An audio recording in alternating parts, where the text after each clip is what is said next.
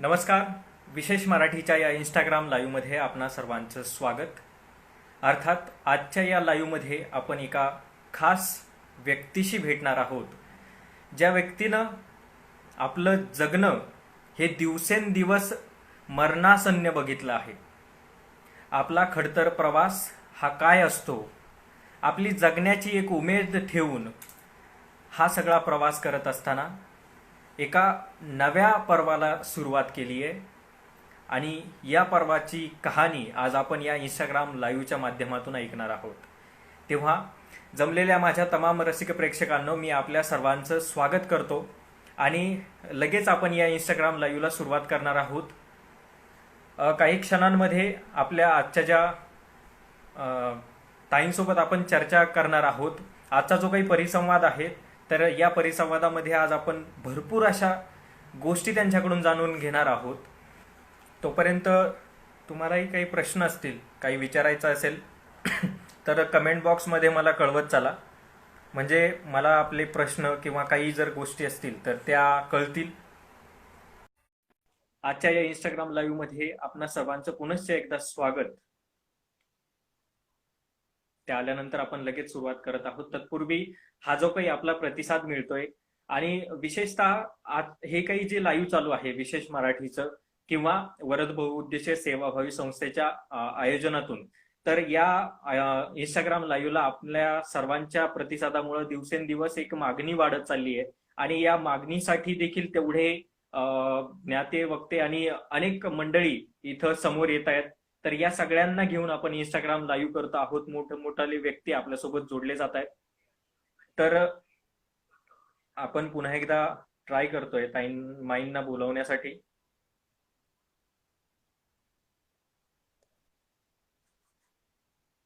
परंतु आजचं जे काही लाईव्ह असणार आहे, तर ते लाईव्ह एका वेगळ्या टप्प्यावरती आज आपल्याला नेणार आहे, एवढी शाश्वती मी आपणा सर्वांना देतो आज.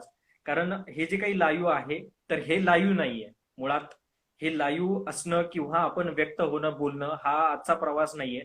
तर माईंचा जो काही प्रवास आहे, त्यांनी आजपर्यंत जे काही अनुभवलंय, भोगलंय, तर त्या सगळ्या गोष्टींना आपण आज जाणून घेणार आहोत. खूप खूप स्वागत तुमचं या इंस्टाग्राम लाईव्ह मध्ये. वरद बहुउद्देशीय संस्थेचे संस्थापक अध्यक्ष परमेश्वर काकडे सर आयोजित आणि विशेष मराठी पोर्टल प्रस्तुत अनलॉक सेलिब्रिटी गप्पा या सदरामध्ये आज आपल्याशी माई जोडलेल्या आहेत, ज्यांचं खऱ्या अर्थाने आपण त्यांना जाणून घेणार आहोत आणि त्यांचा जो काही प्रवास होता, तर तो प्रवास आज आपण त्यांच्याकडून शिकून घेणार आहोत. आणि पुनश्च एकदा तुमचं विशेष मराठीच्या या इंस्टाग्राम मध्ये या लाईव्ह मध्ये आपलं मनपूर्वक स्वागत. बोल. माई, आवाज येतोय तुमच्यापर्यंत व्यवस्थित? हो बाबा. Yes my. या इंस्टाग्राम मध्ये आता जे काही लाईव्ह बघतायत, तर या सगळ्या मंडळींना मी विनंती करतोय की जर तुम्हाला प्रश्न असतील, माईंनाही काही विचारायचं असेल, त्यांच्या प्रवासादरम्यानचे काही अनेक प्रसंग आहेत तेही विचारायचे असतील, तर कमेंट बॉक्स मध्ये. माई, खूप खूप स्वागत तुमचं या इंस्टाग्राम लाईव्ह मध्ये. माई, तुमची ओळख मला म्हणावं असं वाटेल की तुमच्याच एका लहजामध्ये तुम्ही म्हटलं आहे, तुमचीच ओळख करून देताना. हा बोल बाबा. माई, तुमची ओळख करून देताना तुम्ही असं म्हणाला होतात किंवा नेहमीच म्हणतात की दूध में पकाए हुए चावल तो खीर कहते हैं, दूध में पकाए हुए चावल उसे खीर कहते हैं, मोहब्बत में खाई ठोकर तो उसे तकदीर कहते हैं, लकीर की फकीर हूं मैं, लकीर की फकीर हूं मैं, उसका कोई गम नहीं, धन नहीं तो क्या हुआ, इज्जत तो मेरी भी कोई कम नहीं. माई, ही अशी ओळख प्रेक्षकांना सांगण्याआधी हा जो काही प्रवास आहे तुमचा, तर हा प्रवास तुमच्याकडूनच आज जाणून घेणार आहोत. तर बाई, ह्या सगळ्या प्रवासाला सुरुवात करण्यापूर्वी, हे सगळं जग अनुभवण्यापूर्वी, दिवसेंदिवस तुमच्या वाट्याला जे काही मरण येत होतं, एक मरण येत होतं, तर या मरणातून आपल्याला जगायचंय, आपल्याला हे सगळं जग एका वेगळ्या स्वरूपात न्यायचं, एक नवीन पर्व सुरू करायचंय, हे तुम्हाला कधी वाटायचं? हॅलो बाबा, आवाज येतो का रे? येस येस, येतोय, आवाज येतोय तुमचा. नाही, ते मला जगता जगताच वाटायचं रे बेटा. पुढे पाठ मागं सपाट माईचं आयुष्य म्हणजे. आणि मला जगणं शिकवलं ते मराठवाड्याने. तो तर मराठवाड्यातून बोलतो ना बेटा. म्हणून मी पहिल्यांदा Yes. कबूल करते, मराठवाड्यासारखा देता नाही, माझ्यासारखा घेता नाही रे. आईच्या काळजाचा मराठवाडा.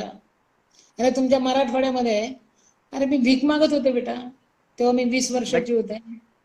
पूर्ण स्टेशनवर मी किती दिवस भीक मागत होते रे. त्यामुळे मराठवाड्याने दिलं, मी खाल्लं, म्हणून जगाला माई कळले बेटा. तो अनंत उपकार आहे मराठवाड्याचे माझ्यावर. बोल बेटा. नक्कीच माई, मी या मराठवाड्याकडे येणारच आहेत, कारण हा मराठवाड्याचा जो प्रवास आहे, आणि अर्थात माईंनी जे सांगितलं की मराठवाड्यावरती माईंचं विशेष प्रेम आहे, तर त्याची एक वेगळी करून कहाणी आहे. विशेष प्रेम आहे म्हणजे हा काही एक चांगुलपणाचा एक वेगळा दृष्टिकोन नाहीये, पण याच्या मागचं जे कटू सत्य आहे, जे माईंनी भोगलंय, तर त्या भोगण्यामागचं जे काही सत्य आहे ते मी आता तुमच्याकडून माई जाणून घेणार आहे. माई, मराठवाड्यावरती तुम्ही काही मुलाखतींमध्ये देखील म्हटलं आहे की तुमचं मराठवाड्यावरती विशेष प्रेम आहे. तर हे विशेष प्रेमामागचं एक कटू सत्य काय हे आम्हाला जाणून घ्यायचंय. नाही, विशेष असं काही नाही रे. जेव्हा जगात माझ्यासाठी कोणी नव्हतं, तेव्हा मराठवाड्याने मला भाकरी दिली, मला समजावून घेतलं. मराठवाड्याने माझ्यावर प्रेम पण केलं रे. त्यामुळे त्या प्रेमाच्या बांधिलकीतून मला एक एक रस्ता सापडत गेला बेटा, आणि मी पुढे चालत गेले. पुढे पाठ मागं सपाट, जाणून बुजून मजोड करण्यासारखं काही नव्हतं. वय 20 वर्षाचं होतं, सोबत एवढंसं बाळ होतं, स्टेशन शिवाय जागा नव्हती. रात्री भीती वाटली की स्मशानात जायचं. मला स्मशानात सुद्धा राहायची वेळ आली, कारण माणसाची भीती वाटायची रे. एक माहित होतं, मेल्याशिवाय माणसं स्मशानात जात नाही. रात्री भूताच्या भीतीनं कोणी येत नाही. त्यामुळे स्मशानात राहणारी माई बेटा काय करू शकते रे. फक्त मी चालत गेले एवढंच. बोल बाळा. माई, नक्कीच की हे जे तुम्ही सांगताय ना, तर हा तुमचा जो काही खडतर प्रवास आहे तो प्रचंड वास्तववादी आहे. जर तो प्रवास कदाचित कुणाच्या वाट्याला आला असता, तर तुम्ही ज्या ठिकाणी आहात, ज्या स्थितीतून तुम्ही आजपर्यंत प्रवास केलाय, तर कदाचित मला नाही वाटत की या सगळ्या प्रवासादरम्यान तो माणूस आज माझ्यासमोर असता आणि मला बोलू शकला असता. कारण हा प्रवास प्रचंड वेदनादायी आहे. कारण या वेदना एवढ्या खडतर होत्या की त्याचा विचारही न करता माणूस एका वेगळ्या वळणावरती येतोय, आणि आज एवढ्या सगळ्या कुटुंबांचं पुनर्वसन करतोय, एक कुटुंब सांभाळतोय. ही खूप महत्वाची बाब आहे माई. माई, मी तुम्हाला आता विचारणार आहे की अनेक मुलाखती होतात तुमच्या, नेहमीच मुलाखती होत राहतात. याच्यामध्ये जो काही तुमच्या परिवाराचा आहे, प्रेक्षकांना मी सांगू इच्छितो की आपल्या साधारण कुटुंबामध्ये एक फार फार तर एक 4-5 माणसं असतात, किंवा फारच जर तुमचं कुटुंब सगळं एकत्र पद्धतीचं असेल तर तुमच्या घरात 10-15 माणसं असतील. परंतु माईचं जे काही कुटुंब आहे, हा जो काही पसारा आहे, हा कुटुंबाचा पसारा दिवसेंदिवस वाढत चाललाय. माई, आता सध्या आपल्या कुटुंबातले सदस्य किती आहेत आणि हा कुटुंबातला पसारा किती मोठा आहे? अरे लई मोठा झाला बाबा. हजारोंची आई आहे, 282 जावाई आहे, आणि बेटा 250 गाई आहे. आता तर 350 गाई झाल्या रे. 750 अच्छा. पुरस्कार आहे. 4 राष्ट्रपती सन्मानित आहे मी. एवढं सगळं होईल असं हो. वाटलं नाही. पण कबूल करते बेटा, मराठवाड्याने अन्न दिलं, घास दिला, म्हणून मला हे करता आलं माझ्या बाळ. माझ्यात सगळ्यात जास्त रक्ताचे थेंब मराठवाड्याचे आहेत. त्यामुळे मराठवाडा मी नाही विसरू शकत. बोल बेटा. नक्कीच. तुम्ही जसं म्हणालात की मराठवाड्याने खूप काही दिलंय, आणि तसं बघितलं तर मराठवाडा ही संतांची भूमी आहे. आणि तुम्ही नेहमीच म्हणतात की याच मराठवाड्यातील संतांनी माझ्यावर अनंत उपकार केलेत, त्यांनीच खऱ्या अर्थाने मला जगायला शिकवलं. पैठणचे संत एकनाथ महाराज असतील, किंवा बाकी इतर काही मंडळी असतील, तर या सगळ्याच संत मंडळींनी तुमच्यावरती जी काही संस्कारांची शिदोरी दिली, त्याच शिदोरीतून आम्हाला आज आमच्या माई भेटतायत. आणि या माईंचा आज जो काही जीवन प्रवास आहे तो आम्हाला ऐकायला मिळतो. ही फार मोठी भाग्याची गोष्ट आहे माई. माई, मी तुम्हाला विचारत असताना आता एक गोष्ट विचारणार आहे की लहानपणी तुम्हाला शिक्षणापासून वंचित राहावं लागलं, तुम्हाला शिक्षण घेता आलं नाही, आणि तो शिक्षणाचा जो काही खडतर प्रवास होता तुमचा, तुम्हाला घरातल्या मंडळींनी शिकू दिलं नाही. अर्थात तुम्ही तुमच्या वडिलांनी तुमचं नकळतपणे नाव शाळेत टाकून दिलं होतं. तो काही जो प्रवास होता, तरी देखील तुमचं हे शिक्षणाची जी काही ओढ होती, शिक्षणाकडे आपल्याला जास्तीत जास्त शिकायचंय, आपल्याला पुढे जायचंय, तर ही जी काही भावना होती, तर ह्या भावनेचे काही माझ्याकडे आतापर्यंत 2 संदर्भ आहेत. त्यातला मी एक आता तुम्हाला विचारणार आहे माई नेहमीच म्हणतात प्रेक्षकांनो की मी कविता वाचल्या नाहीत. जर मी असं तुम्हाला विचारत असेल की कविता ही वाचण्यासाठी असते की गिळण्यासाठी, तर निश्चितपणे प्रेक्षकांचं उत्तर हेच असेल की कविता नेहमी वाचल्या जातात. परंतु हे माईंच्या बाबतीत हे उलट आहे. माईंचं सत्य, कटुसत्य, वास्तविक जे होतं भूतकाळातलं ते वेगळं आहे. माई, हा हे बा. कवितांचं जे काही वाचन होतं किंवा तुम्ही जे नेहमीच म्हणतात, तरी हे कविता तुम्ही वाचल्यात की गिळल्यात? अरे चावून खाल्ल्या. बेटा रस्त्यावर दिसलेला कागद मी धुवून स्वच्छ करायची, वाचून टाकायची आणि परत तो कागद मिळणार नाही म्हणून चावून खायची. मी लईच कागद चावून खाल्ले रे. ते आता उगवायला लागले. एका मेरा दोष आहे. मी पहिले खाल्लं पचवलं, आता उगवायला लागले रे बाळा. ते मी जपून ठेवलं काळजात, फेकलं नाही. ते रुजलं बेटा. बोल. बरोबर. माई, हेच उदाहरण असताना मी एक उदाहरण सांगितलं होतं आणि हे एक उदाहरण तुम्ही सांगितलंय.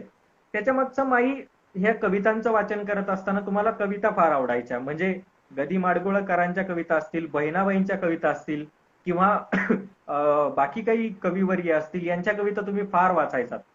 तर माई, त्यातला एक महत्वाचा विषय आहे आणि एक तुमच्यासोबत एक प्रसंग घडलेला आहे की तुम्ही कविता वाचत असताना एका मुलाखतीत तुम्ही सांगितलंय की कविता वाचण्याचं हे जे वेड होतं हे एवढं भयान होतं की कविता त्या कुठेतरी तुम्हाला ठेवत संदूक किंवा तसं ट्रंक वगैरे नव्हता.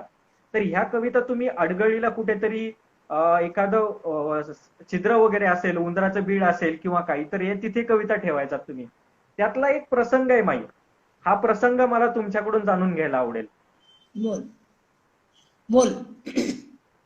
तो कवितांचा जो एक प्रसंग आहे, तर तो प्रसंग असा आहे की तुम्ही त्या कविता एकदा वाचत असताना ज्या वाचलेल्या कविता होत्या त्याचं साहित्य आपल्याकडे राहावं, आपल्याला या स्मरणात पुन्हा पुन्हा वाचता याव्यात, यासाठी तुम्ही जे काही मुंग्यांची बिळं असतील किंवा बाकी काही बिळं असतील तर इथे तुम्ही त्या कवितांचे कागद जे होते ते गोळा करून ठेवून द्यायचात, जे की आपल्याला परत वाचता आले पाहिजेत. आणि ज्यावेळेस तुम्ही ते कवितांचा एक कागद त्या मुंगसाच्या आणि जो काही सापाचं जे काही मुंगसाचं जे छिद्र होतं त्या छिद्रामध्ये तुम्ही ते कवितांचा एक कागद ठेवला होता. तो प्रसंग मला ऐकून घ्यायला आवडेल. बेटा तो उंदराचं बीळ होतं आणि पतीलाही मारझोड करायचे रे, कारण त्यांना वाचता यायचं नाही. त्यांना वाटायचं मी नवरा असून मला वाचता येत नाही, बायको असून वाचता येतो, नवऱ्याशाही का अपमान आहे. मग त्यांनी मारझोड करायचं. मग माझ्या पतीने आणि माझ्या डोळ्यासमोर माझे कागद पेटवायचे. अरे ते कागद पेटले नाही की मला माझं काळीच पेटल्यासारखं वाटायचं. इतकं नातं कवितेशी. मग मी उंदराच्या बिळात कागद चोरून ठेवायचे, ते पण आत घेऊन जायचे, मला सापडायचेच नाही. मग मी एक मोठ्याच्या मोठं बीळ पाहिलं आणि त्याच्यात कागद घुसवले. ते मुंगसाचं बीळ होतं बेटा.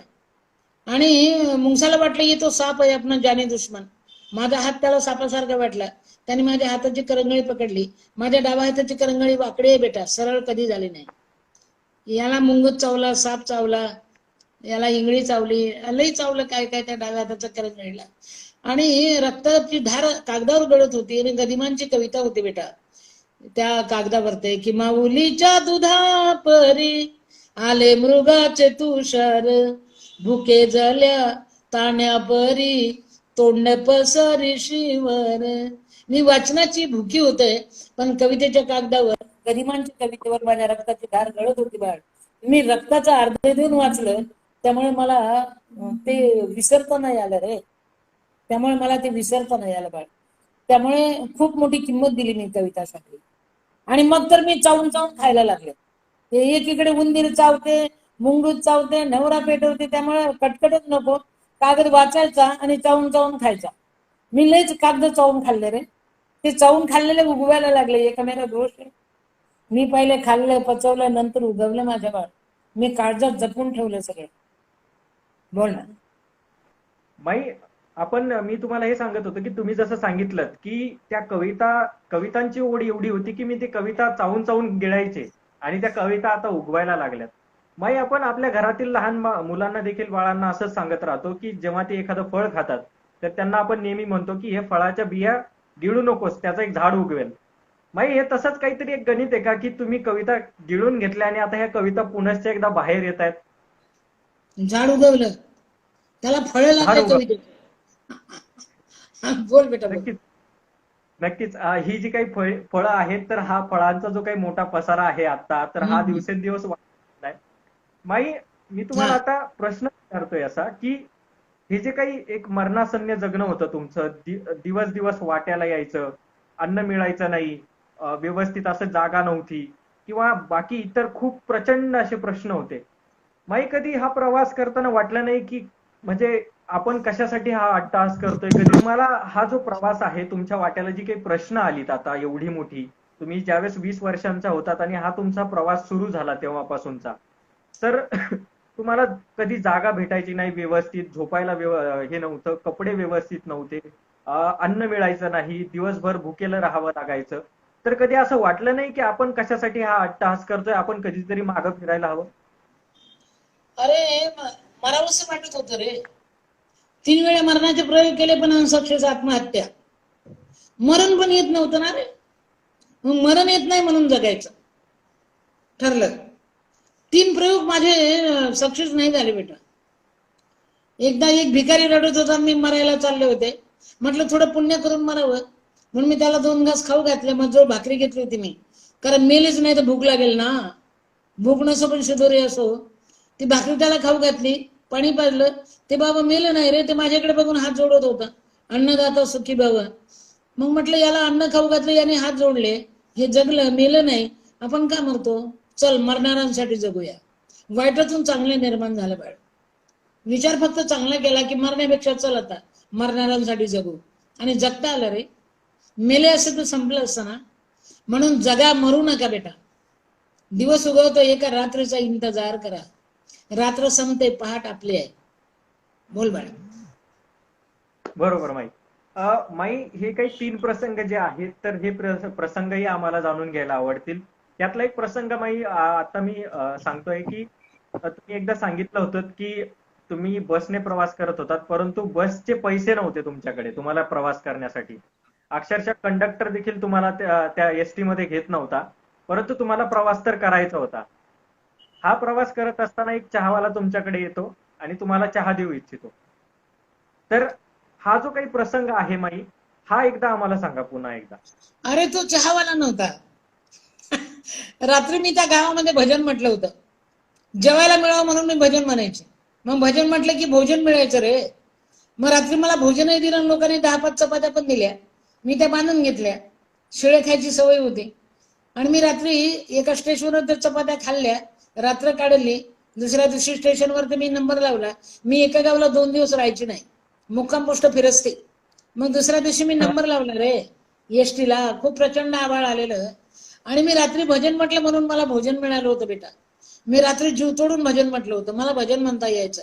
हे झाला देशव्यापी आकांत, अजून का नये भगवंत. अरे हे गाणं म्हटलं की लोकांना माझी केवी यायची. मग मी रात्री भजन म्हटलं, खाणं मिळालं. दुसऱ्या दिवशी एसटीला नंबर लावला. मी दररोज गाव बदलायची, एका गावाला मी 2 दिवस राहायची नाही. पण मी गाडीमध्ये मला कंडक्टर घेत नव्हता, कारण मी लाईनीत उभी असताना त्यांनी तिकीट बंद केली. माझा अवतार भयानकच ना, डोक्यावर पातळ फाटलेलं, स्मशानात फेकलेले कपडे मी घालायची रे उचलून. मग ते मी गेट जवळ उभी होती, कंडक्टर मला तिकीट देत नव्हता, मी उतरत नव्हती. इतक्यात एक भिकारी आला बेटा, आणि त्या भिकारी मला म्हटलं, बाई नमस्कार, रात्री तुम्ही देवाचं गाणं म्हटलं ना. आला मी दचकलं, याला कसं माहिती? म्हटलं बाई मी तिथेच होतो, माझा एक घोट चहा पिता का? लई चांगलं म्हटलं बाई गाणं, माझा एक घोट चहा प्या ना. एक भिकारी मला चहा पाचतं म्हटल्यावर मी उतरले खाली. कंडक्टर दोन बेल मारली, गाडी सुटली. गाडी इथून तिथपर्यंत गेली. प्रचंड आभाळ आलेलं होतं, विजा कडकडत होत्या. एवढी भयान आवाज आला. मी खाली उतरले चहा प्यायसाठी. वीज चमकली, कडाडून आभाळ फाटल्यासारखा आवाज झाला. ज्या गाडीतून मी चहा प्यायला उतरले त्याच गाडीवर वीज पडली बेटा.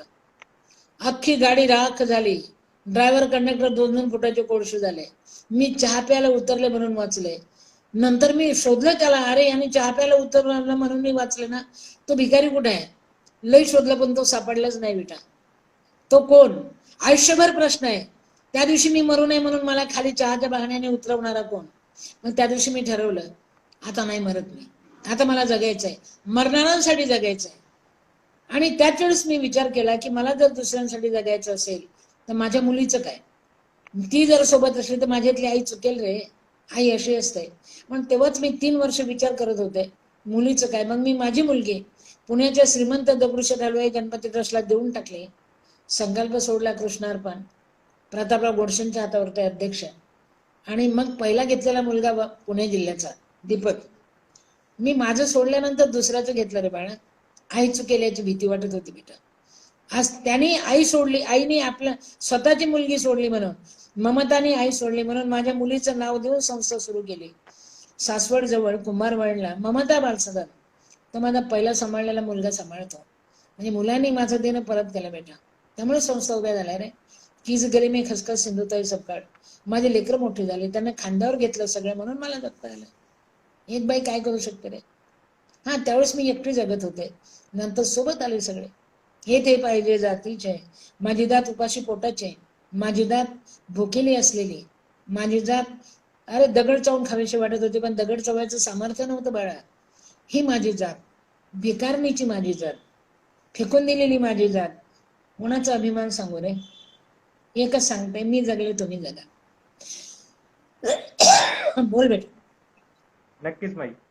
माई, हा जो प्रवास आहे हा जेव्हा तुम्ही सांगत असता तर हा प्रवास ऐकताना माणसाच्या अंगावर काटे येतात की ते जे जगणं होतं ते जर आपल्या कदाचित ती वेळ जर आपल्यावर आली असती तर आपण कदाचित या ठिकाणी असतो का. माई, अनाथांची माई होत असताना किंवा तुम्ही जो प्रसंग सांगितला तुमच्या मुलीबद्दल, तर हे एकीकडे घडत असताना आणि अनाथांची आई म्हणून समोर येत असताना खऱ्या अर्थानं ही सुरुवात कधी झाली होती आणि कशी झाली होती. मुलगी सोडल्यानंतर पहिला घेतलेला मुलगा दीपक. नंतर मी शोधत होते रे माझी कुणाला गरज आहे का. आणि सगळ्यात मला लेकरं मिळायचं साधन म्हणजे माझं भाषण. मी कुठे जाऊन भाषण करायची, कुठे जाऊन गाणं म्हणायची. भजन म्हटलं की खाणं मिळायचं, भाषण दिलं की राशन मिळायचं. मग गावातले लोक मला येऊन भेटायचे. मग एक एक पोरग मी गोळा करणं सुरू केलं. मग लोक म्हणायचे, माई आमच्या गावात एक पोरग आहे, त्याला कोणी नाही आहे, कुठे फिरते माई, तुम्ही सांभाळाल का. मग ते मला लिहून द्यायचे. ग्रामपंचायत शिक्का मारायची, त्या लेकराची मी आई व्हायची बेटा. अचानक योगायोगाने माझ्याकडे लेकरं आलं रे बाळा. बोल ना. मी जाणून बुजून काय केलं नाही बेटा, नकळत झालं. कदाचित हे बोल बाळ. म्हणायचं की मला हा जो प्रवास बघून मागं फिरावं असं वाटायचं. नेहमी मी आत्महत्या करण्यासाठी जायचे, परंतु मरण काही येत नव्हतं. कारण हे असं का घडत होतं नेहमी माहिती, तुम्हाला कुठेतरी मरायची इच्छा होती, तुम्ही जात होता आणि तुम्हाला कुणीतरी मरणाच्या दारातून पुन्हा एकदा मागं खेचून ओढून आणत होतं. काय माहिती का, मी स्मशानात राहायची. मला माणसाची भीती वाटली, मी स्मशानात जायची. जिथे गाव आहे तिथे स्मशान आहे, जिथे स्मशान आहे तिथे मी जायची. आणि मला एक माहित होतं रे, मेल्याशिवाय माणसं स्मशानात जात नाही. रात्री भूताच्या भीतीनं कोणी येत नाही.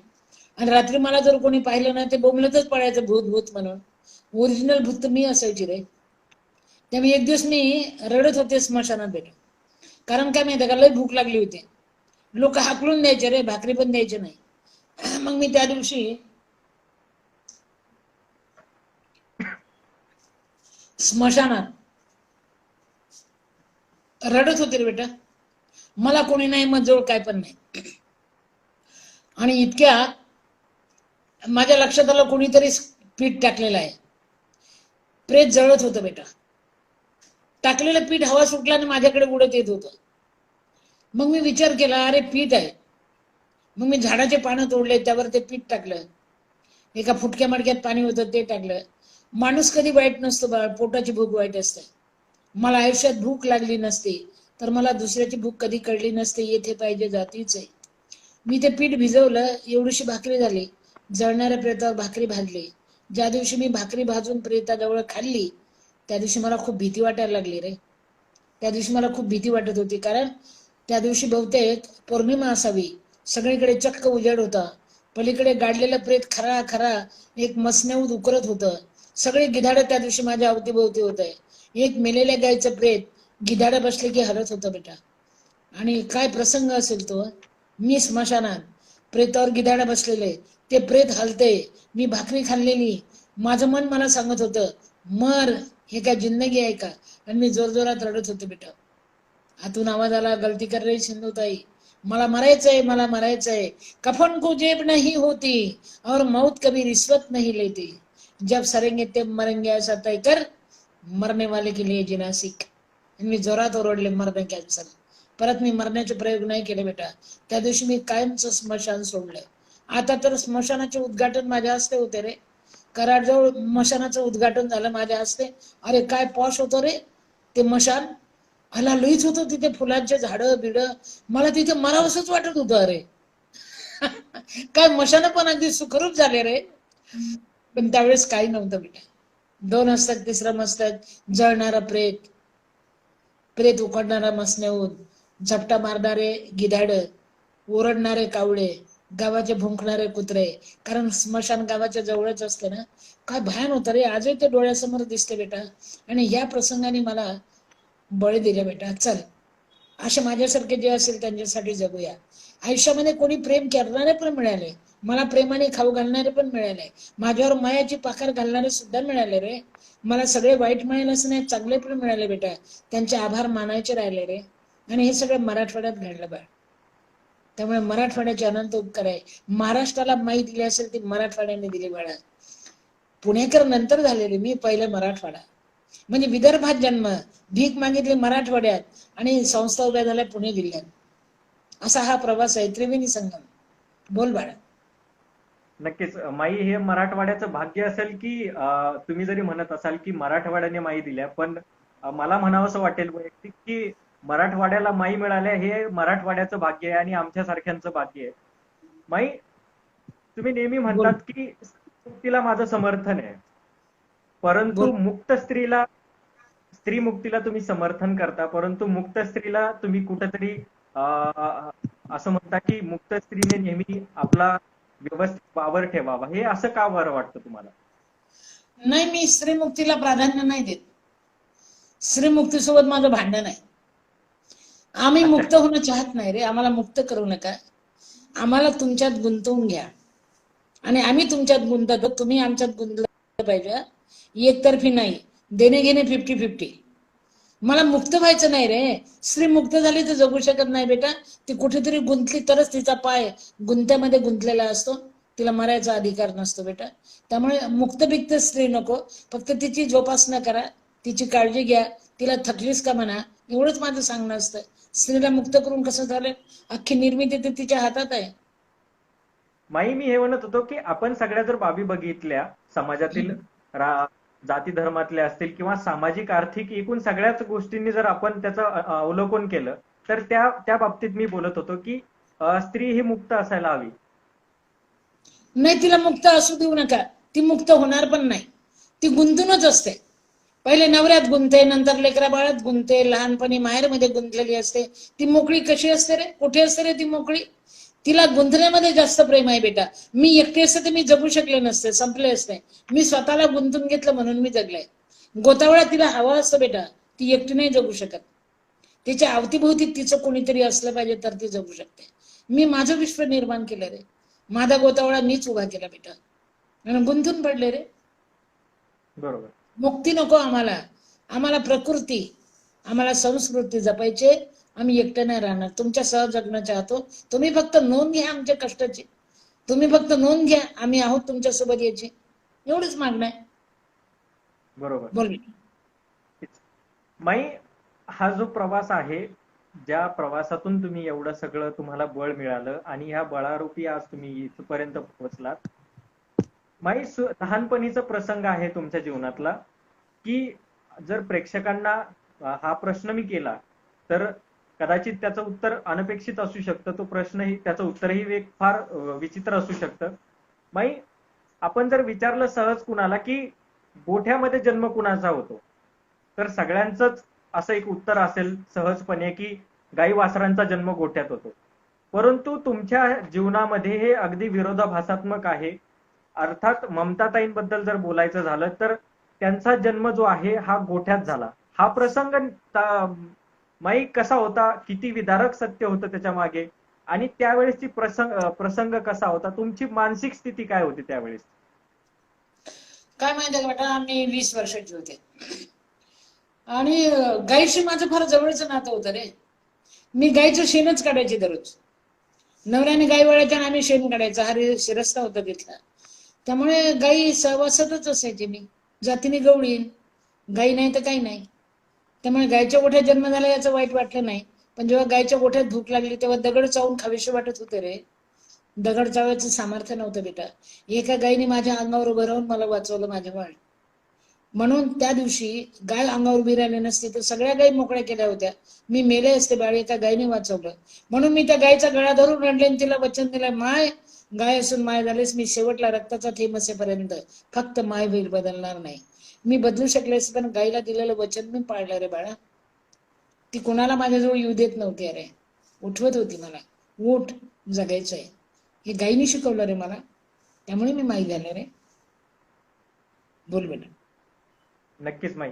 हा प्रवास खूप प्रेरणादायी आहे आमच्यासाठी. आणि एक एक जर प्रसंग घेतला, एक एक दिवस जर तुमच्या आयुष्यातला आजपर्यंत बघितला तर अंगावरती काटे येऊन असे माणूस काय करावं आणि काय नाही असे एक मोठं पुस्तक तयार होईल माई याचं.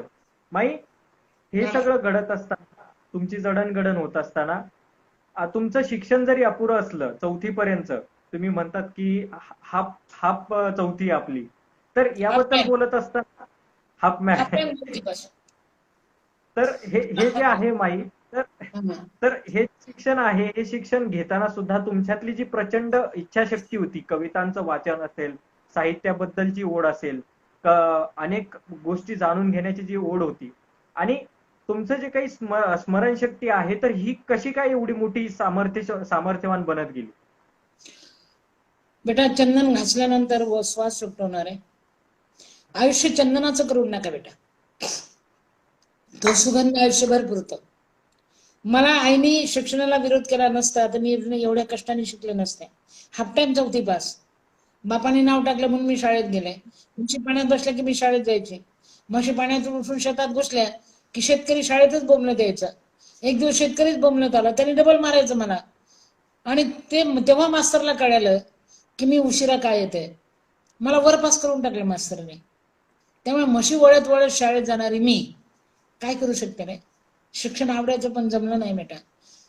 तकदीर की कम नसीबी थी वह मरकर भी नहीं निकली. तकदीर की कम नसीबी थी वह मरकर भी नहीं निकली. लहेत खोदी लोगों ने तो पत्थर की जमी निकली. अरे गाडाला सुद्धा दगड लागला, माती लागली नाही रे. त्यामुळे त्या परिस्थितीने मला शिकवलं, चल पुढे, चल पुढे. आणि मी इथपर्यंत आले रे. बोल बेटा. माई, हे सामाजिक वटवृक्ष उभारत असताना, एवढा मोठा वटवृक्ष होत असताना, एक स्वतःचा परिवार एवढ्या मोठ्या व्यापाने वाढत असताना, आता सध्या असं नाही वाटत की आपली जबाबदारी फार वाढत चालली आहे, आपल्यावरती मोठी जबाबदारी दिवसेंदिवस पार पाडावी लागते आपल्याला. याबद्दल तुमचं काय मत आहे? हा मोठा परिवार गोतावळा सांभाळत असताना, नातवंडांना सांभाळत असताना तुमचं काय मत असतं याच्याबद्दल? आता नाही, एकेकाळी मी एकटी होते रे. आता मी एकटी नाही ना. माझे लेकरं मोठी झाले. माझ्या एका पोराने तर माझ्यावरच पीएचडी केली. मेरी बिल्ली मेरे पर म्याव. मी फक्त गोळा करते, सांभाळायचं काम माझे लेकरं करतात रे बाळा. माझे लेकरं सांभाळतात, माझ्या सुना सांभाळतात, माझ्या मुली सांभाळतात. माझे पोरं मी खूप शिकवते बेटा. डबल ग्रॅज्युएशन पर्यंत शिकवते. 12वी पर्यंत मी शिकवते. नंतर सगळं ग्रॅज्युएशन भारतीय विद्यापीठ. अजूनही माझ्या मुली डिग्री करतायत, डॉक्टरेट करतायत. माझ्या मुली नर्सेसला आहेत. सगळा खर्च भारतीय विद्यापीठ करतं पुढचा. मी फक्त 12वी पर्यंत शिकवते. 282 जवायांची सासू आहे मी. माझे जावई पण लई चांगले आहे रे. बिगर हुंड्याचे जावई. हुंडा दिलेला जावई हलकट निघतो. माझे जावई किती चांगले आहेत रे. मी देवाचे आभार मानते बेटा. म्हणजे पोरीपेक्षा जावईच माझ्यावर जास्त प्रेम करतायत. येताना घरून भाकरी बांधून आणतात माझ्यासाठी रे. असं प्रेम कुठे असेल का? जगावेगळं प्रेम मिळालं मला. त्यामुळे वाढलं तर लेकरं वाढले ना. म्हणजे जसं संस्था वाढत गेली तसे लेकरं वयाने मोठे होत गेले, शिकत गेले. माझ्या संस्था माझे लेकरं सांभाळतात बेटा. मी फक्त पुण्यात असते सन्मती बालनिकेतनला. ही संस्था मुलगी सांभाळते ममता. तिने जर मला सोडलं नसतं तर. म्हणून जेव्हा पत्रकारांनी माझ्या मुलीला विचारलं, ममता तुला काय व्हायचंय, माझ्या मुलीचं पण मोठं योगदान आहे बेटा, कारण आई कोणी सोडते का रे. तेव्हा तिने सांगितलं मला माझ्या आईची आई व्हायचंय. मला तिचं टेन्शन आलं होतं की आता ही म्हणेल माझी आई कुठे आहे तर काय सांगू. तिने सांगितलं मला माझ्या आईची आई व्हायचंय. आणि माझं टेन्शनच गेलं रे. ती जर माझी आई होणं चाहत आहे मला थकून कसं चालेल. त्यामुळे ती पुण्याची सांभाळते. सासवडजवळ संस्था आहे पुणे जिल्ह्यात, तो माझा दीपक सांभाळतो. आता शिरूरला शाखा आहे माझी, तिथे माझा विनय, माझे लेकरं सांभाळतात, विनय सांभाळतो. माझा गोरक्षण, माझा मनीष सांभाळतो. माझे लेकरं मोठे झाले ते सांभाळतात. त्यांच्या हाताखाली अजून 4 असतात की. माईला काही आता गरज नाही कुठे जायची नाही घ्यायची. फक्त मी मागत असते, देंगा उसका भला ना देंगा उसका भला. त्यावेळेस मी भाकरी मागितली, आता भाषण दिले की राशन मिळतं रे. मी नॉन ग्रँटेड आहे, मला सरकारची ग्रँट नाही. माझे लेकरं हीच माझी ग्रँड आहे बेटा. मी उभं केलं, त्यांनी चालवलं रे, म्हणून नाही मोठी आहे. बाहेरचे लोक घातल्या पाण्याने गंगा वाहत नाही बेटा. दुःख कळले पाहिजे, दुःखात जगलं पाहिजे, तर माणूस टिकतं. माझे लेकर दुःखातून आले आहेत, व्याकुळ होऊन आलेले आहेत, भुकीने तळमळले, भाकरीचा घास नाही मिळाला बेटा त्यांना. त्यामुळे त्यांना जाण आहे भुकेची. ते जे सांभाळतील ते घातल्या पाण्याने गंगा नाही वाहणार, बाहेरचे नाही सांभाळणार. माझे लेकरच माझ्या संस्था चालवतील आणि चालवत आहेत. माझ्या डोळ्यासमोर माझे लेकर संस्था चालवत आहे. क्या बात है, मेरी भी कॉलर टाइट आहे ना रे. मेरे सामने सब कुछ हो रहा है, हम भी कोई कम नहीं. बोल. नक्कीच. नेहमीच म्हणता की धन नाही तो क्या हुआ, इज्जत तो मेरी भी कोई कम नाही. कम नहीं हे जे है. आहे, हे जे समीकरण आहे, तर हे समीकरण फार मजेदार आहे. माई, हा एवढा मोठा वटवृक्ष असताना, हे तुमचं सामाजिक कार्यातील एक माई समोर येत असताना, एवढा मोठा वटवृक्ष होत असताना, एक विश्व उभारत असताना, किती अडचणी आल्या या सगळ्या प्रवासादरम्यान आणि त्या कशा होत्या? अरे अडचणी ना बाबा, काहीच नव्हतं ना. जागा नव्हती, पैसे नव्हते.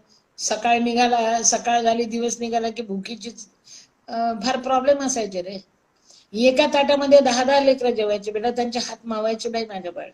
त्याचा घास तो घ्यायचा, त्याच्या हातातला तो घ्यायचा रे. हे माझे लेकरं जगले बेटा, म्हणून त्यामुळे त्यांना जाण आहे. कुठे आमच्याकडे सगळं काही होतं बेटा, सगळं 0 बजेट मधूनच. माझ्या लेकरांचं योगदान फार मोठं आहे रे. म्हणून बाकीच्या संस्था थांबतील, माझी संस्था नाही थांबणार. का? माझे लेकरं खाण्यात द्यायला आलेत. मी नाही थांबणार.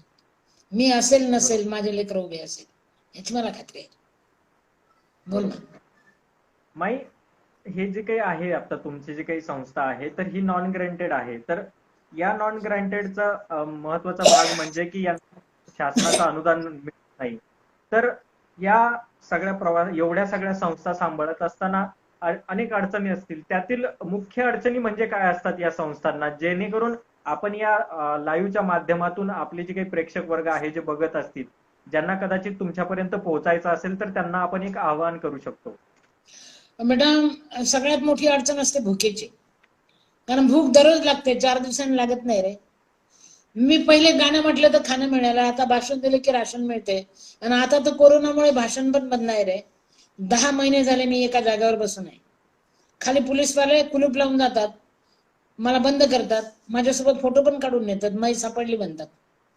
त्यामुळे आता चूल कशी पेटवाय हा प्रश्न आहे बेटा. आणि जर कधी कधी खायला नसेल तर मला रडायला येतं रे. माझे लहान लहान लेकरं माझ्या आसू पुसतात, मला म्हणतात, आई आपण उद्याला जेवू आहे, आज आपल्याला भूकच नाही आहे. उद्याला जेवू आहे, आपल्याला भूक नाही आहे, रडू नाही आहे. माझे लहान लहान चिमणे पिलं माझे डोळे पुसतात बेटा. म्हणून आज मला खरी गरज आहे, सगळ्या देशाने, सगळ्या राष्ट्राने, महाराष्ट्राने सगळ्यात जास्त माझ्या लेकरांना द्यावं. आता त्यांच्या लेकराचे 4 घास माझ्यापर्यंत यावे, त्यांनी ऑनलाईन करावं. तुमच्या लेकराचा 1 घास पाठवा रे. एकी गाडी माईला जगवलं तुम्ही लेको. तुमच्या स्टेशनवर भीक मागणारी मी, तुमच्या दारोदारी फिरणारी मी, आज लेकर पदरात घेऊन बसले रे बाळा. आता तुमच्या लेकराचा 1 घास पाठवा ना, मुठभर मदत द्या ना बेटा. माई एवढी ही पण वेळ निघून जाईल, पण तोपर्यंत भूक दररोज लागते रे. माझे लेकर देवाजवळ दिवा लावून वाट पाहतात, आज आम्हाला कुणीतरी 4 घास आणून देईल. नाही आले की म्हणतात, आई आपण उद्याला जेवू, आई आज आपल्याला भूक नाही आहे. फार कठीणतेतून चाललोय रे. त्यामुळे सगळ्या महाराष्ट्राला, त्यातल्या त्यात मराठवाड्याला मला सांगायचंय, बाळांनो, लेकरांनो, एकेकाळी माईला तुमच्या मातीने, नीतीने आणि संस्कृतीने जगवलं बेटा. मी कबूल करते, मराठवाड्यासारखा देता नाही, माझ्यासारखा घेता नाही. आता परत वेळ आली, माई तर मोठी झाली रे, पण माईच्या लेकरात अन्नाची वाट पाहतायत, 4 घासाची वाट पाहताय बाळा. आता तुम्ही मदत करा. माईने सांभाळलेली बाळ आता तुम्ही जगवा बेटा. तुमचे 4 घास माझ्यापर्यंत येऊ द्या माझ्या बाळ. मराठवाडा सुद्धा काही एवढा धन्नासेट नाही आहे रे. बुद्धीने मोठा असेल मराठवाडा, मनाने मोठा असेल, धनाने मोठा नाही आहे रे. अगदी कष्टानेच मिळवलेला आहे सगळ्यांनी. त्या कष्टातलं 1 शीत, 2 घास द्या ना पाठवून माझ्या लेकरांसाठी. जेव द्या ना त्यांना बेटा. नक्की आम्ही वाट पाहू रे. तुमच्या मदतीचे. पाठवा माझ्या बाळ. नक्कीच. माई काही कमेंट येतं याच्यामध्ये की या मदतीसाठी, ही मदत पाठवण्यासाठी काही लोक तुमचा पत्ता विचारतायत, तर ही मदत तुमच्यापर्यंत कशी पोहोचत जाईल हो याच्याबद्दल हो, थोडंसं सांगा. आम्ही बेटा द मदर ग्लोबल फाउंडेशन, तुला बाळ ऑनलाईन माझा विनय पाठवल. माझा विनय पण सांभाळलेलाच आहे बरं का. स्टेशनवर हो हो. पडलेलं 6 महिन्याचं बाळ. मी त्याची आई पण भीक मागायची, मी पण भीक मागायची. येथे पाहिजे जातीचे. आज माझा विनय LLB झालाय. माझ्या संस्था खांद्यावर घेऊन चालतोय. तो तुम्हाला द मदर ग्लोबल फाउंडेशनचा पत्ता पाठवेल, त्यावर ऑनलाईन नक्की करा बेटा. माझे लेकरं जेवतील माझ्या बाळ. आणि कधीतरी पुण्यात आला तर संस्थेला भेट द्यायला या. मी पुण्यातच असते बेटा. मांजरी बुद्रुक वसंतदादा शुगरच्या जवळ. मी वाट पाहिल. या रे, भेटायला या. तुम्ही खाऊ घातलेली माई बघायला या. तिचा पांगळाचा पोहा बघायला या रे बेटा. तिचे चिल्ले पिल्ले बघायला या.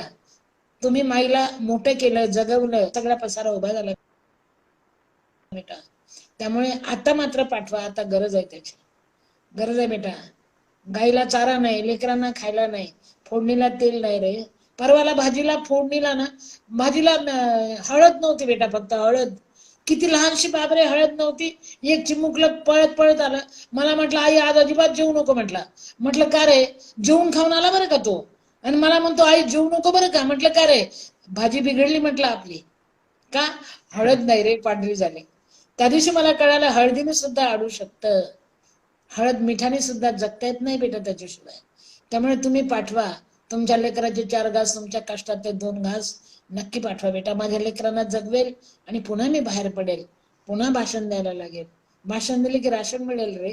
आज रस्ते बंद झाले. म्हणून पाठवा माझ्या बाळ 4 घास. नक्की पाठवा. सगळ्यांना पाठवायला पण सांगा. तुम्हाला ऑनलाईन पाठवतो मी नाही. बोल. नक्कीच. माई, आजकाल हे एक कलियुग सुरू असताना, आपण सोशल मीडिया किंवा इंटरनेटच्या जगात जगत असताना मुलं अनेक निराश होताना दिसत आहेत आपल्याला. त्यांच्या समोरची म्हणजे एक माईंच्या आयुष्यातला जो प्रश्न आहे किंवा माईंचं जो जगणं होतं, हा प्रवास फार वेगळा आहे. त्या काळाचे प्रश्नही फार वेगळे होते. आणि आता या काळामध्ये लहान मुलं असतील, तरुण वयातले मुलं असतील विशेषतः, तर अगदी छोट्या छोट्या गोष्टींवरतून त्यांचं रागावणं असेल, त्यांचं चिडणं असेल, त्यांची निराशता असेल, तर या निराशेपोटी ते अक्षरशः जीवन संपवायचा देखील निर्णय घेतात, अशी टोकाची भूमिका घेतात. तर या तरुण मंडळींना तुम्ही काय सांगाल माई? बेटा मी त्यांना एवढं सांगेल की एक शेर आहे बेटा. जब उसी ने मेरे कब्र पर आके मुस्कुरा दिया, जब उसी ने मेरे कब्र मुस्कुरा दिया, बिजली चमक के गिर पड़ी, सारा कफन जला दिया. बेटा कफन जळू द्या, दफन होऊ नका. भरती ओटी असते आयुष्याला. आज पहाट आहे, उद्याला अंधार पण असणार आहे रे. त्यामुळे बाळांनो, मायबापाची काळजी करा. बाप फटक्या चपलेनी फिरतो रे, त्याची आठवण ठेवा. पदराने डोळे पुसते, तुमची भाकरी झाकून ठेवते बेटा. त्याला विसरू नका माझ्या बाळ. भूतकाळ पाठीशी बांधून जगा. परिस्थिती बदलली आहे. पहिल्यासारखी परिस्थिती राहिलेली नाही. त्यामुळे खूप टाचेवर चालू नका. मागे वळून बघायला शिका. भूतकाळ पाठीशी बांधून जगा बेटा. उड्या मारत पुढे जाऊ नका रे. किती आपण अंतर कापलं याचं तुम्ही, तर तुम्ही टिकाल. बोल बेटा. माई, हा संघर्ष आज, एवढा सगळा संघर्ष आज पाठीशी घेऊन चालताना तुम्ही जेव्हा कधी विचार करता की एवढ्या संघर्षातून आपण आज उभा राहिलोय, हा एवढी मोठी संस्था, सामाजिक संस्था उदयास आली आणि हा एवढा मोठा परिवार तयार झाला, माई कधी जर निवांत वेळ भेटला तुम्हाला, तर तुमच्या मनामध्ये काय विचार असतो की आपण कुठून सुरुवात केली होती आणि कुठे येऊन पोहोचलात, याच्याबद्दल तुमच्या मनात काय विचार असतो? अरे मला भीती वाटते मागे वळून पाहताना. कुठे होती, कुठे आलीस? कुठे होती, कुठे आलीस? रस्ता माझ्याकडे चुकल्यासारखा तर तुला नाही? तुला तुला 2-4 फोटो पाठवते मी. कुठे होती, कुठे आलीस? म्हणजे जळगावला पत्रे हनुमान मंदिर समोर भीक मागणारी मी. आज मला, अरे द्वारकेचा मला पुरस्कार मिळतो, मला संदीपनी पुरस्कार मिळतो. म्हणजे बेटा पोरबंदर, म्हणजे कुठे होती, कुठे आलीस? काही आकलन होत नाही रे. भांबावून जाते मन. एवढं सगळं करायचं नव्हतं रे मला. मी फक्त चालत गेले. दिवस उगवतो, एका रात्रीचा इंतजार करा बेटा. उद्याचे पहाट तुमचे. हरू नका, मरू नका, जगायला शिका. स्वप्न पाहायला शिका बाळ. साक्षात होतात ते, सिद्ध होतात. येथे आपले यश आपल्या पदरात पडतंय, फक्त काही काळ वाट पाहावी लागते. मी माईने वाट पाहिली म्हणून माई एवढी मोठी झाली ना. बोल बेटा. नक्कीच. माई, हा तुमचा प्रवास नेहमीच ऊर्जा देत राहतो आम्हाला. अनेक मुलाखती देखील आम्ही पाहतो आणि या मुलाखतीमधून आम्हाला जी काही पडद्याआडची एक माई आहे किंवा तिचे जे प्रश्न आहेत ते आज आम्हाला समजतात. या प्रश्नांच्या माध्यमातून आज माईला आम्ही समजू शकतो की तो प्रवास काय होता, तो काळ काय होता. माई, हा सगळा प्रश्न तुमच्या भूतकाळात असताना तुमचं जे वेगळं जीवन होतं त्यावेळेसचे तुमचे प्रश्न होते की सकाळपासून कदाचित मला असं वाटतंय की तुमची जी भटकंती असायची, 2 दिवसांपेक्षा तुम्ही अधिक काळ एका गावामध्ये एका स्टेशनवरती देखील राहिला नाही. तर त्यावेळेसचा प्रवास आणि आजचा प्रवास, आजची सकाळ आणि त्या पूर्वीची सकाळ यामध्ये तुमची दिनचर्याचा जो काही फरक आहे तर तो कशा पद्धतीचा आहे आता? अरे लय बदल झाला. त्यावेळेस गाडी कुठली पकडायची हा प्रश्न असायचा. आज कुठल्या गावाला जायचं हा प्रश्न असायचा. आता गावं ठरलेले असतात. लेकरं गाडी ओके करून उभे असतात बेटा. तेव्हा विदाऊट तिकीट फिरायची. आता गाडीने फिरते रे. एवढा बदल झाला. तर खूप बदल झाला बेटा. सकाळ झाली, अंधार संपला, पण वाट पाहिली म्हणून. थांबले असते तर संपले असते. त्यामुळे पहाटेचं स्वप्न बघा. अंधार संपणार आहे बेटा. रात्र शिल्लक राहत नाही. उद्याचा दिवस उगवतो. फक्त वाटचाल करा, थांबू नका. बोल बाळ. नक्कीच. माई, म्हणजे तो कालचा एक प्रवास होता. तुम्ही जसं सांगितलं की ती रेल्वे होती, तर त्या रेल्वे नेण्यासाठी म्हणजे आपल्याला तिकडे जाण्यासाठी तिकडे नेणारं कोणी नव्हतं. आज तुम्हाला न्यायला गाड्या येतात दारामध्ये. तर हा खूप विरोधाभासात्मक एक वेगळा दृष्टिकोन आहे. आता समोर आपल्या समोर एक उदाहरण आहे. माई, हे सगळं वटवृक्ष सांभाळत असताना इथून पुढच्या भविष्यातील याची वाटचाल काय असू शकते, किंवा अजून तुमच्या मनामध्ये काही उपक्रम आहेत का नवीन, की आपण अजून याला वाढवणार आहोत, अशा काही तुमच्या मनामध्ये संकल्पना आहेत? हो बेटा, मला नुसतीच 1000 मुलांची आई व्हायची नाही, मला लाखो मुलांची आई व्हायची. आणि मी माझ्या सगळ्या मुलांना सांगून टाकलंय, बेटा हे 1000 मुलं म्हणजे माझा प्रपंच नाही आहे रे. पण याच्या पुढे मी नाही सांभाळणार, मी नाही करणार, हे तुम्हाला करायचंय. लाखो दुःखेंपर्यंत मला जायचंय आणि माझं राहिलेलं तुम्हाला खांद्यावर घ्यायचंय बाळ. तर तुम्ही माझे लेकर. देणे घेणे 50-50. मी तुम्हाला सांभाळलं ना, आता मी सांभाळणाऱ्यांना तुम्ही सांभाळायचंय. हा वसाट टाकू नका, फेकू नका, ओतू नका, माजू नका. जगायला शिका आणि जगवायला शिका. हा माझा कानमंत्र असतो माझ्या लेकरांना. आणि माझे लेकर पण करतात बेटा तेवढे. मी भाग्यवान आहे की माझ्या संस्था माझ्या लेकरांनी उभ्या केल्या.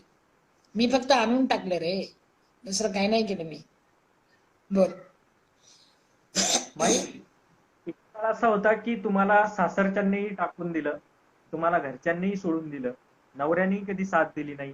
अक्षरशः नवऱ्याने तर मारहाण केली, तुम्हाला लाथाबुक्क्यांनी मारहाण केली. हा हा जो प्रवास होता, किंवा असे सगळे परिस्थितीतून आज माई एवढ्या मोठ्या स्तरावरती येऊन स्थिरावल्यात की ज्यांना कुणी हात लावू शकत नाही. त्यांना आजपर्यंत हा प्रवास बघून त्यांना काय वाटतं की ही माईंबद्दल त्यांना खंत आहे आज, की आपण काय केलंय माईंसोबत? ही खंत त्यांना जाणवते कधी? नाही नाही, त्यांना हे खंत जाणवले म्हणून तर सासर माहेरने माझा सत्कार केला रे. माझ्या सासर माहेरने माझा सत्कार केला. अरे माझ्या सत्काराला 7 कॅबिनेट मंत्री होते. माझ्या सत्काराला बेटा पतंगराव कदम होते, RR पाटील होते, नारायण राणे होते, अरे बेटा अजित पवार होते उपमुख्यमंत्री. माझा सत्कार सासर माहेरने केला. माझ्या सत्कारात पती रडत होते, मला बरं वाटत होतं. आणि मी त्यांच्या पण जवळ गेले. माझ्या पत्नीने त्यांचे डोळे पुसून सांगितलं, तुम्ही रडताय, तुम्ही हाकललं तेव्हा मी रडत होते ना. कुणीही कुणाचं नसतं. जब तक गाल पे गोस तब तक यार भी दोस्त. गाल पे गोस अड जाय तू यार भी तुट जाय. तुम्ही मला सोडलं म्हणून मी मोठी झाली ना. थँक्यू, आपली आभारी आहे. आता इथं खोकत चिकत पडू नका. तुम्हाला आठवते का तुम्ही हाकललं तेव्हा माझं पातळ फाटलेलं होतं ना. आज तुमचं धोतर फाटलेलं आहे. देणे घेणे 50-50. आवाज करणे का नाही, गाडीत बसायचंय. उचललं ते पार्सल टाकलं गाडीत. आवाज नाही करणे का. पोरांना परिचय दिला, बेटा तुम्हाला आई मिळाली ती यांच्यामुळे. यांनी जर मला सोडलं नसतं तर तुम्हाला आई मिळाली असतील. आणि पतीला अट घातले की पती म्हणून माझ्याकडे येऊ नका, मला पत्नी नाही व्हायचं. आता बाळ बनून येत आहे का. तुकाराम महाराज म्हणतात, पत्नी क्षणाची अनंत काळाची माता आहे. बाळ बनून येत आहे. आणलं ते पार्सल उचलून 5 वर्ष सांभाळलं. 5 वर्षांनी ते देवा घरी गेलं, शेवटला अंतिम क्रियाकर्म मी केलं बेटा. जगातली ही पहिली बायको असेल जी शेवटले क्रियाकर्म पतीचं करते. जगातली ही पहिली माई असेल की जी पतीला सुद्धा माफ करते आणि अटच घातली होती बाळ बनून यायचं. हे पहिलं उदाहरण असेल की जी नवऱ्याची सुद्धा आई होऊ शकली. म्हणून मी माझं नाव लिहिताना सौ सिंधुताई सपकाळच लिहिते, कारण मी श्रीमती कधी लिहिलं नाही. याचं कारण जेव्हा बाळ म्हणून पदरात नवऱ्याला घेतलं तेव्हा पती पत्नीचं नातं संपलं रे. मी कायमस्वरूपी आई आहे, कायमस्वरूपी मी सौभाग्यवती आहे. माझे पती मरताना माझं बाळ बनून मेले, पती बनून नाही. त्यामुळे मी आजन्म सौ आहे. मी श्रीमती नाही होऊ शकत, कारण मरताना माझे पती नव्हते, ते बाळ होतं माझं सगळ्यात मोठं खतरनाक बाळ. त्यामुळे मी सौ सिंधुताई बोल बेटा, थोड्याचं माई, काढ घे. आता सध्याची जी काही आहे संस्था आहे आपली, तर ही संस्था कोणकोणत्या विद्यार्थ्यांसाठी असेल किंवा एकूण कोणत्या घटकांसाठी काम करते बद्दल थोडस सांगा आम्हाला. नाही बघ बेटा, विद्यार्थ्यासाठी असं काही नाही आहे. म्हातारा जरी असेल ना, सांभाळणारा नसेल त्याला मी सांभाळते. तरुण असेल, फार फरफट झाली असेल, त्याला जगण्याचं बळ नसेल तरी मी सांभाळते. एखादा धडपड करू शकतो पण नोकरी मिळत नाही, त्याला मी सांभाळू शकते. फक्त पगार द्यायला माझ्याकडे पैसे नाही.